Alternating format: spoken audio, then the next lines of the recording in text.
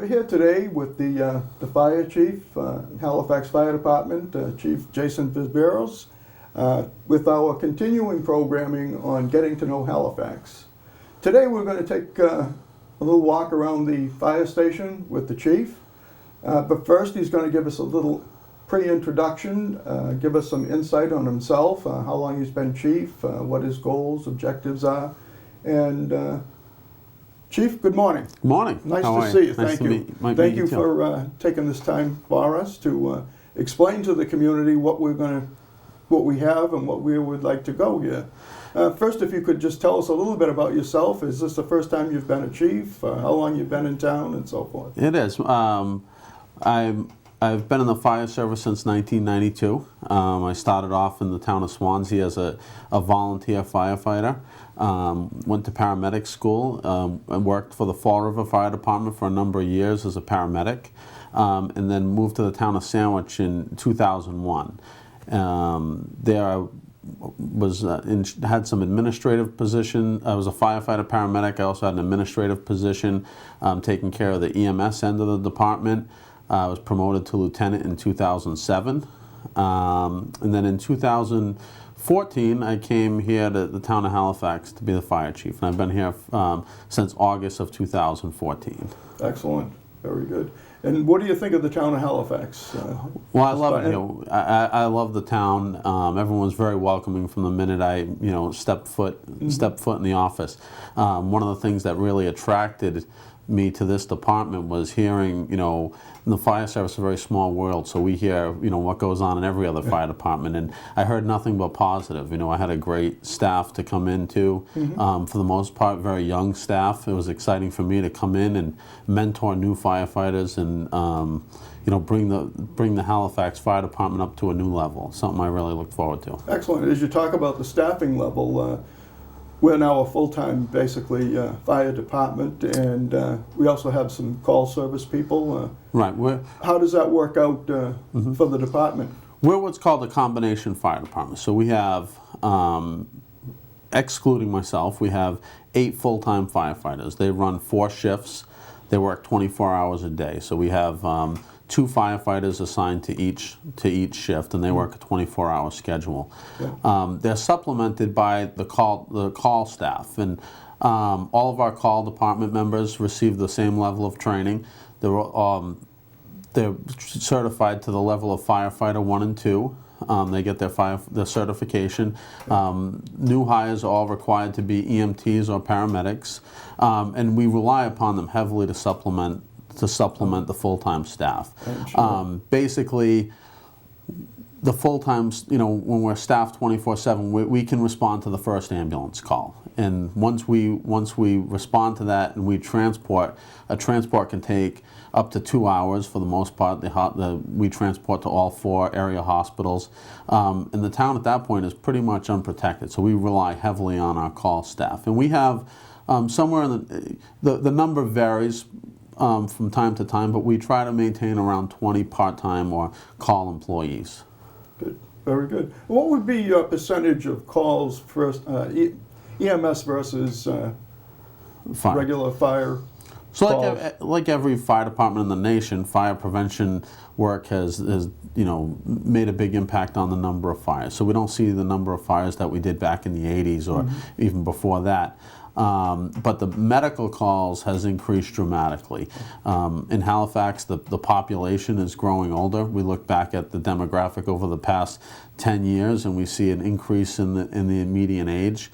And as the population grows over, the demand for EMS is higher. Yeah. And we basically have about 75% of our calls now are medical emergencies. That's that high? It's that and high. What is the response time? Is there a certain requirement of response time? I know for somebody that dials 911, it seems like an eternity, but you have a certain length of time that you have to respond by, correct? Well, we try to get there as quick as possible, Absolutely. Depending on what the emergency is. For a heart attack, for example, every minute that it takes us to get there, the heart continues to die and is damaged, and that a lot of times it's unrecoverable damage. So we try to get there as quickly as possible. For the most part, we're able to respond if the station's staffed and get to most areas of town within five 5 to 6 minutes, which is a fairly decent response time when we're fully manned and we have the full-time staff in quarters. What happens is when that first ambulance is out, and one of the things that's been troubling to me since I've gotten here is we have to rely on calling people in from home. And as soon as that happens, we're adding 5 minutes to the response time because they have to come from their home, come to the station, pick up an ambulance, and then respond. So that it's almost like driving twice. They're driving from their home here, and then they're driving to the call, and it adds 5 minutes. When we have a cardiac arrest patient, for example, we know that for every minute that passes by, the survivability rate is reduced by 10%. So if it takes us 10 minutes to get to that call, there's virtually no survivability rate for someone that's been in cardiac arrest for 10 minutes. Yeah, so it's an important number. We try to keep that number quick. We respond as quickly and as safely as we can. But one of the things we're certainly looking to address is not only how we get the first ambulance to respond, but how we get the second ambulance to respond. The number of calls we have, in my opinion, certainly validates needing that second ambulance to be available all the time, and that's something that we're working towards. In an uncertain environment, you always have to be prepared. Absolutely. And your main objective is to make sure that we have the staffing levels where they should be, probably at different intervals or times of the day. You find calls more frequently. Absolutely. Yeah. Yep. We know that the hours between 6 a.m. and 7 p.m. are certainly our high impact hours. We get the vast majority of our calls during that time. Doesn't mean that they don't happen in off times. You never in this know. business it's totally unpredictable. Exactly. So but when we do a study, we can with some sense of certainty know that the majority of our calls land in that time frame. And how about your equipment, the trucks, the ambulance, everything that we have in the way of firefighting equipment? Do you feel that your levels of equipment are okay? Where you'd like to see them? Are we pretty much up to date on the equipment that the firefighters use, the breathing apparatus and so forth? I think for a small department, we do very well. I think the taxpayers have funded the department to the point that we have been able to maintain a fairly decent fleet of apparatus. Like with anything, it ages. We see new apparatus that it doesn't last as long as when they built it 25 years ago. So when we used to think that the standard for a fire engine was 25 years, we see the new apparatus with a lot more electronics and complicated components that fail sooner, and it's more costly to maintain. But it's something that I think we've kept on with. We have a capital plan to replace apparatus, and something that I hope that we continue to follow. We continue to explore all grant opportunities to get equipment for the department, and we've been very successful in that. I think you should take a bow and a congratulations for your securing a grant for a new fire truck, which the town already appropriated money for. Right. And you went out and secured a grant for a new truck. The town's been extremely successful in obtaining grants for the federal government. Thanks to you? Well, not only thanks to me, my predecessors as well. Chief Benjamino secured a grant to replace Engine 1 back in 2007, which was I believe it was a $400,000 grant that replaced that engine. Right. Chief Carrico received several grants to replace hose and equipment while he was here, and we've been very fortunate in our first year to receive some very large grants. One was for EMS equipment, $35,000, and the other was to replace the ladder truck. So that was a $750,000 grant, and I think it was critical because our ladder truck was a 1989 vehicle. It didn't meet the safety standards of today.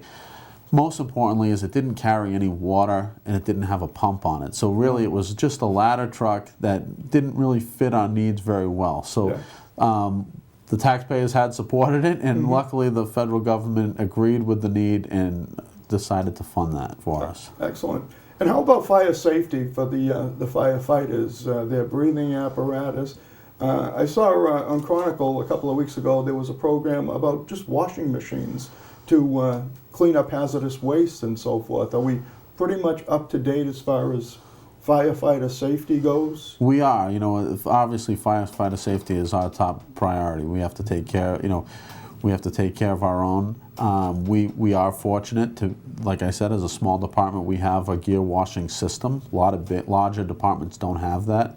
The carcinogens that we get going into in a fire are awful, and you watch the studies have shown that the firefighter cancer rate is extremely high. So when we go into a fire, our protocol is to wash your gear right after. Years ago, people used to bring their gear up into the sleeping quarters. We don't allow that anymore. We don't allow that type of thing anymore. Yeah. But certainly something we take very seriously here, and luckily we have the equipment to clean the gear. As far as the breathing apparatus, we have it tested yearly. It's certified and tested yearly. We're involved now in a regional grant with 7 other neighboring towns to purchase all new breathing apparatus, and we hope we're successful. We hope we're successful in that. Excellent. Would you have an opportunity to go out into the bays and show us the equipment that we have and let the town people know and see on a visual side what we have? Absolutely. Okay, terrific. Thank you.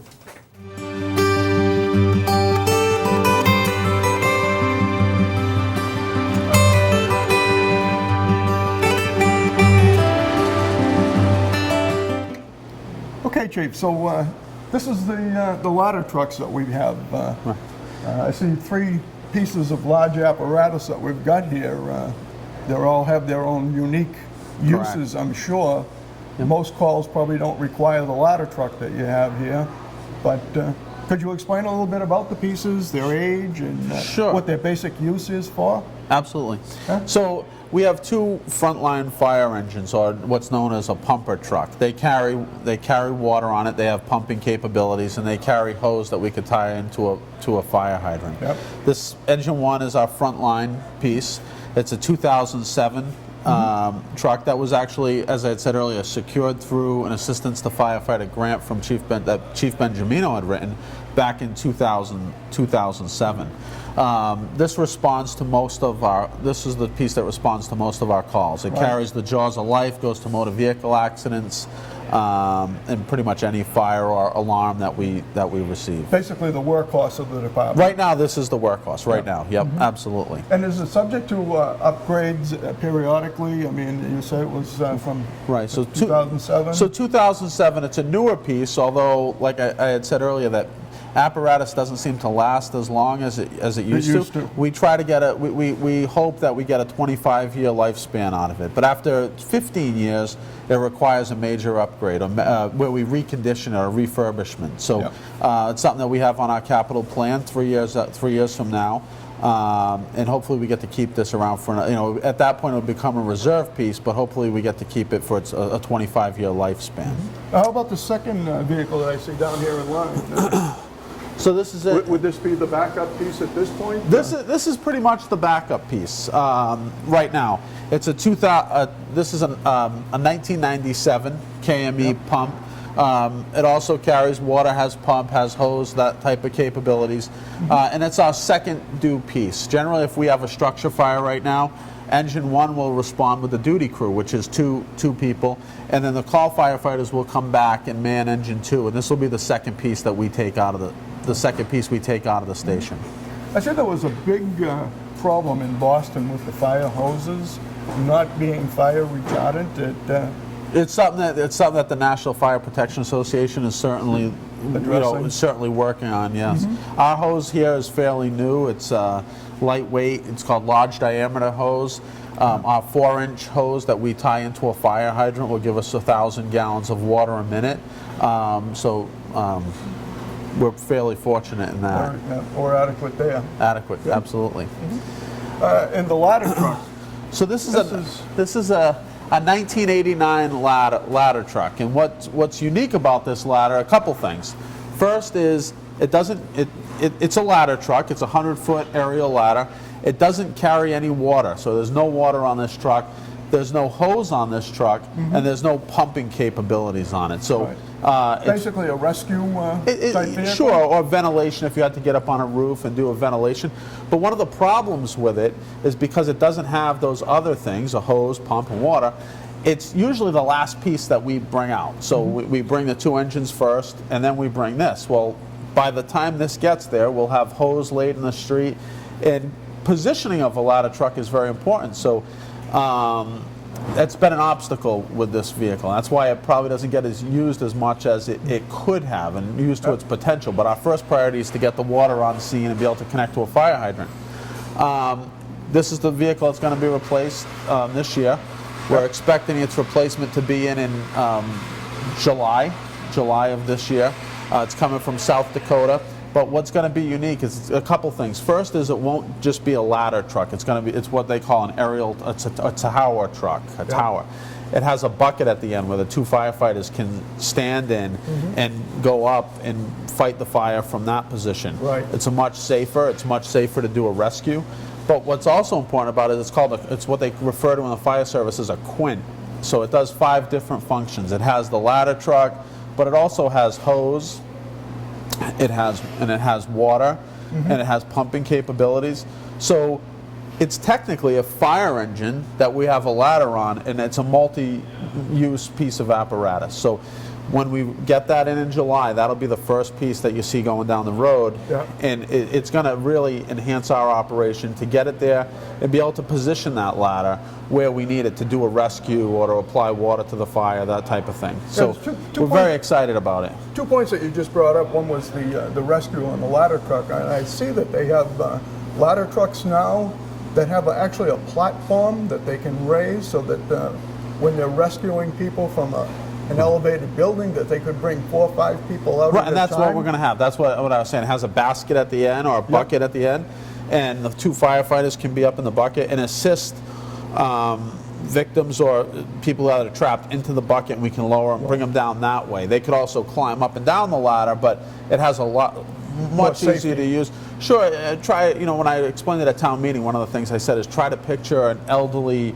resident trying to climb down a 100-foot aerial. It's not gonna. It's not gonna happen. Very time consuming, number one, and time is of the essence. The other thing you brought up was ventilation.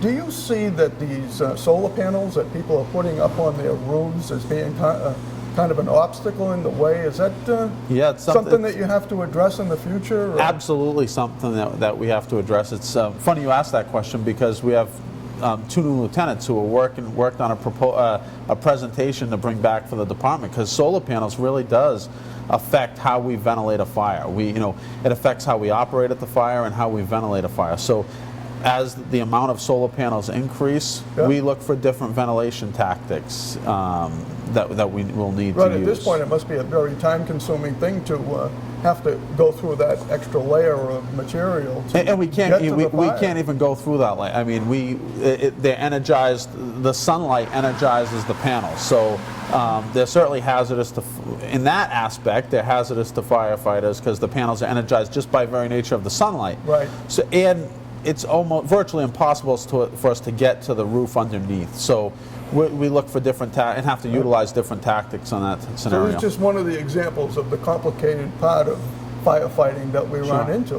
We don't even have any idea what perhaps the next 5, 10, or 15 years might bring. Changes in construction has brought about big changes in the fire service and how we fight fires, and it's much more complicated than just putting water on a fire. I know it sounds that easy. In some senses it is that easy. But our tactics constantly change, and it doesn't matter if you've been doing this job for 25 years or if you've been doing it for 1 year. The learning process never ends, and that's something we try to instill in our newer firefighters. I might have done this for 25 years, but 25 years ago they didn't have solar panels. So you have to keep, up with the current trend, and retraining is so important. Retraining is very important. Absolutely. Okay, how about the EMS system that we have here? The ambulance, you say we have 2 ambulances that we operate. That's right. We run an advanced life support system here, which means we have paramedics on the ambulances who are able to interpret EKGs. They're able to administer medications, a whole host of advanced skills. Both of our ambulances are fully equipped to the advanced life support level. Like I said though earlier, we have 2 people on duty right now, and those 2 people can man 1 ambulance and they can respond to 1 emergency.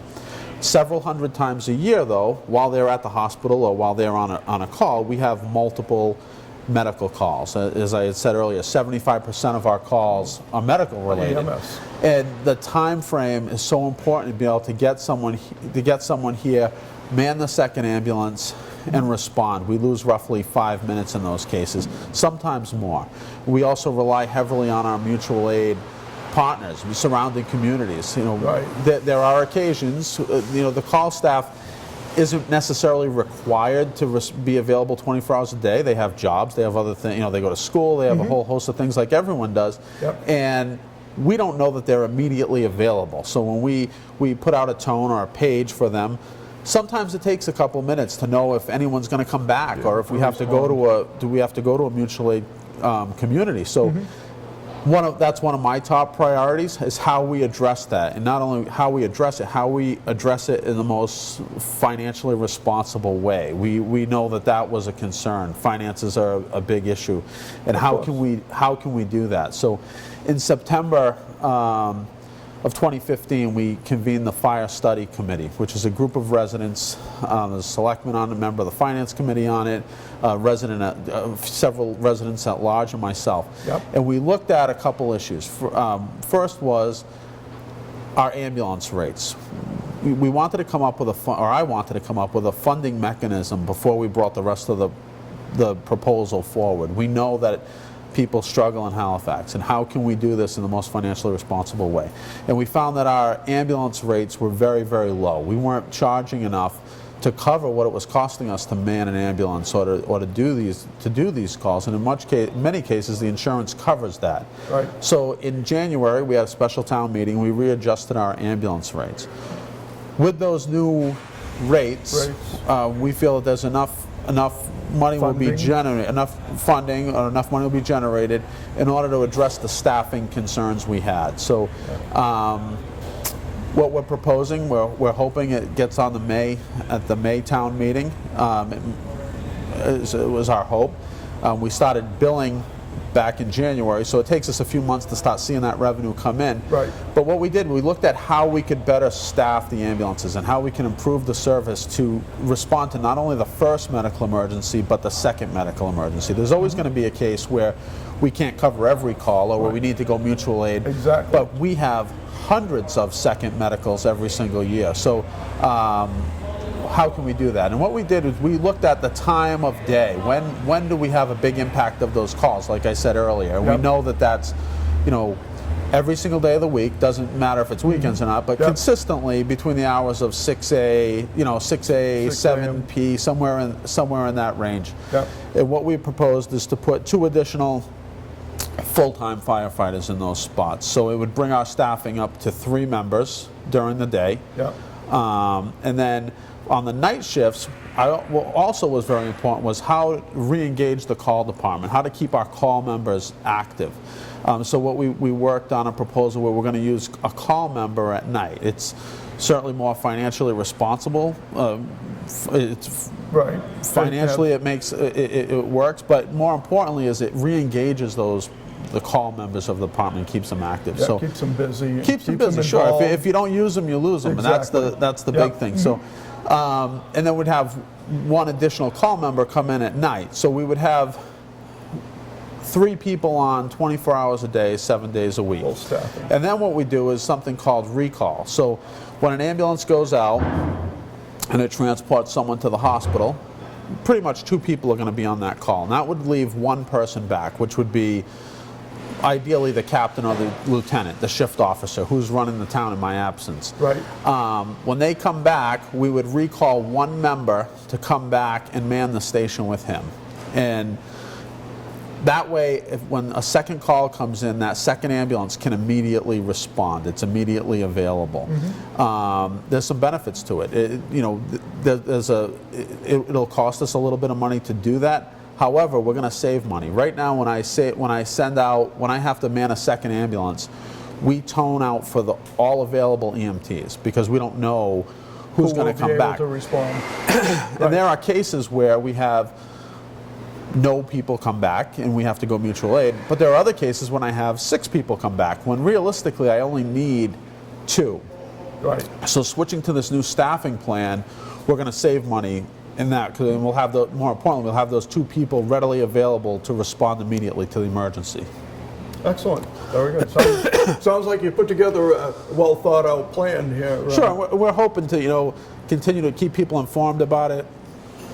So we have a volunteer CERT group, I guess, in town, and that comes under your jurisdiction here? Sure. As the fire chief, I'm also the emergency management director, and CERT falls under emergency management. Yep. It stands for the Community Emergency Response Team.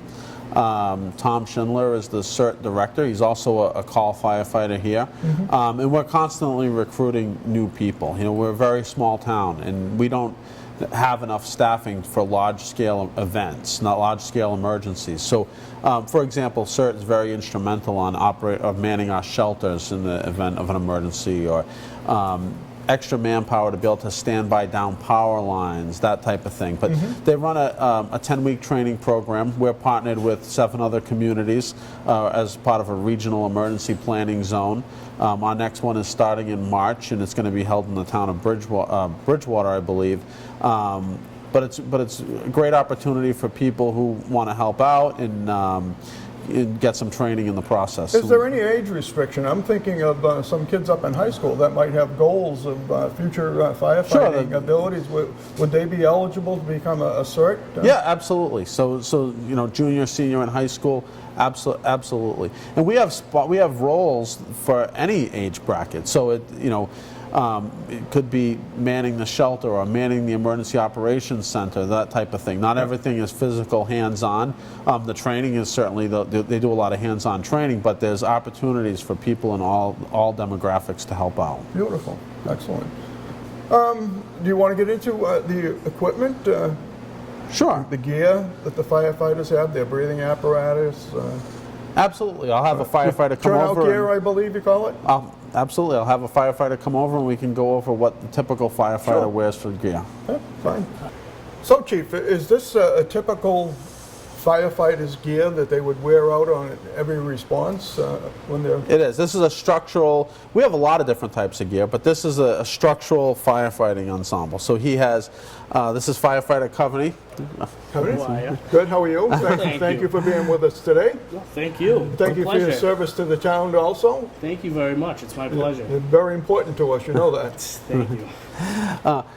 Couple of major components about the gear. Obviously, the helmet, face shield to protect his eyes. He has a hood underneath here that if he was to go into a fire, he'd have to put the hood on. The ears are one of the most sensitive spots where you feel burning immediately inside of a house fire. So it's important to keep that covered up. He has his part of his self-contained breathing apparatus is the mask, which the hood fits perfectly around the mask. Yep. Every firefighter should carry a personal flashlight. Turnout. This is called the turnout coat, and these are called bunker pants. And then he has his boots, steel-toed boots, designed for structural firefighting, as well as his gloves. And turnout gear has a 10-year shelf life. So every 10 years, we have it on a replacement plan and part of our capital plan to replace turnout gear after 10 years. The other piece that he has on is his self-contained breathing apparatus. This is a 30-minute bottle, they call it. So you would think that the average is 30 minutes you'll get out of that bottle, but It doesn't sound like much. it's not very long. And when you think that the low air alarm is going to go off, and we have to maintain enough air in the bottle to get us out of situations. So working time is probably somewhere less than 20 minutes on a bottle like that. They're composite bottles. Very important to keep our breathing apparatus maintained. We have a company come in every year to inspect it. Yep. One of the grants that I talked about that we submitted this year as part of a regional grant was to replace our apparatus, breathing apparatus. One set is over $7,000. So, and we have 25 sets of breathing apparatus. There's no It's question about it. It's a must. absolute must. And how yeah. about this equipment as far as being able to be mobile, and does it restrict your Yeah. mobility? Slightly. You learn to get used to it. We train a lot. We do a lot of training where we put the gear to use. We do live burns down at our training facility. We get used to having all the gear on, and you get comfortable with it. It's almost like your safety net. It's nice to have that feeling where It maybe feels not. natural. Yeah, it does feel. It feels Good. natural over time. Excellent. Very good. I see you have a gauge here. Does that tell you what your oxygen level is? Yep, so this is a remote pressure gauge. This actually relays to a HUD screen in the mask, and you can see how much oxygen you have left, and then once it goes down, it will go off at a set rate, and an alarm will start sounding saying you got to get out. Good. Very good. I Excellent. appreciate your helping us out here, explaining the gear. Yeah, thank you very much. It's a pleasure. Again, thank you for your service to the town. Thank You're you. very important to us. Thank you very much. Okay. So, Chief, as we approach burn season, okay, and I'm sure after this past winter that we had, there'll be a lot of people looking to be burning some debris that has come down over the winter. As a resident of Halifax, you have to have a permit to burn, That's correct. right? And who do they contact to get that permit first? So open burning season starts January 15th and goes through May 1st. Those are guidelines that are set by the state. People often call and ask if I can extend burning season. I have absolutely no control over that. And we think we're going to, from what we've seen this year, we're giving out a lot more permits because last year, as you remember, it was so snowy that people didn't really have an opportunity to burn. So we do see that. We just want to remind everyone to be very safe in doing it. They can obtain a permit here at the fire station. There's someone always here that can help them with that. A permit is $25 for the year. And just to remind everyone that we want to stay at least 75 feet away from every structure, to have a water source like a hose out there readily available, and that the purpose is to burn the things that have fallen off the tree, limbs that have fallen off the tree, things like that. Grass and leaves are not supposed to be burned. That's not included in or not allowed. Right. Any restrictions as far as away from the road for smoke or anything like that? Generally, it's just 75. The restriction is 75 feet away from any structure. If smoke was a hindrance or we received a call, we'd go out and check it, and we might have to have someone either move the fire or extinguish the fire. Remind people there's a number every day. We make a decision every day whether we allow burning or not, and it's based on wind. Right, based on wind, and we also get a report, an environmental report based on air quality. So, people might be confused sometimes when they call in and they hear the recording saying that they can't burn, and they say, well, the wind's only 5 miles an hour, but it's not only that. It's based on air quality for the day, and we get those reports on a daily basis, and it helps to make our determination. And as far as the time frame on it, it's by 9 o'clock in the morning. We've updated the phone message. The fire can be started at. So, Chief, I was wondering what at home, where do you think most of the fires would start in a residence at home? Probably the basement, kitchen? Statistically, kitchen fires are a big hazard.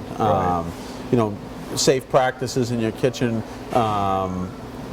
Anytime you have the stove area, keeping it clear. Anytime, making sure the handles are turned in, especially if you have open flame, that type of thing. Should always have a fire extinguisher readily available in the kitchen. Very important for that, and that it's the correct extinguisher for a grease fire, and a combination ABC extinguisher. Don't leave unsupervised children in the kitchen area while the stove is on. Absolutely. For accidents and so forth. Candles, a lot of people like decorative candles, and they're great and they smell great, but they're also a fire hazard. Exactly. And sometimes we've seen animals that have knocked them over and started fires, children that have accidentally started fires with them. So just to be cognizant of that and be aware that it's a potential fire hazard is very important. What else would you like to see people check pretty frequently in the homes? So smoke detectors and carbon monoxide detectors are absolutely critical. Almost every night you see on the news of a fatal house fire in the state, and most of the time, or many times, you hear that there was no working smoke or carbon monoxide detectors in the house, and it's something that's it's unfortunate, and it's absolutely preventable. Exactly. Where in Massachusetts you're required to have operating smoke and carbon monoxide detectors in your property, and a lot of people, you'd be surprised how many people don't have operating carbon monoxide detectors. The other thing that's important to remember is that they have a 10-year life cycle. So after 10 years, they need to be replaced. They don't function as they should anymore. So, important to keep in mind. Just a little hot topic and a little tip for the residents to know that in order to help prevent and secure yourself, Sure. check those smoke detectors. The other thing, we went out last year and we did a program where we went and did house numbering. We started in the mobile home park, and we went out and made sure they all had house numbers. We lose a lot of time when we can't find the house. So reminding people that having a number on their house, or if they have a very long driveway, very important to keep those numbers on the house so we can find you quicker. Good point. Very good point. Thank you. You're welcome. So, Chief, I'd like to thank you very much for your time today. It's been an absolute pleasure going around the station. Well, it was my pleasure doing it. Seeing the equipment that we have. You're very important to the town. Well, thank you.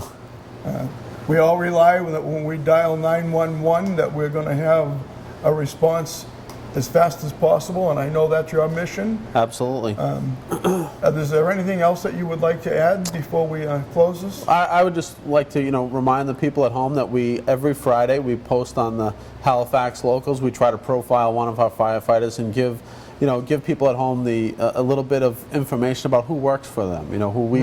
We work for the people, and we want you to know who's working, and the things that they bring to the table and the training that they do is really important. So to keep an eye out for that. Yep. And I just want to welcome anyone who wants to come into the fire station anytime. This is your fire station and your fire department, and we're happy to answer any questions you have or respond to any concerns. So that's great to always welcome here, and just thank the people for the opportunity. That's great to have that type of an open door policy. Absolutely. That we have here. We're very, very proud of our fire department in town here. Thank you. So that completes our interview with the fire chief here in the Halifax Fire Station. We plan to continue this program on and getting to know Halifax. We'd like to come back at another time and revisit the chief and the station. And I hope you stay tuned to the rest of Getting to Know Halifax. Thank you very much. Dick Wright, Area 58.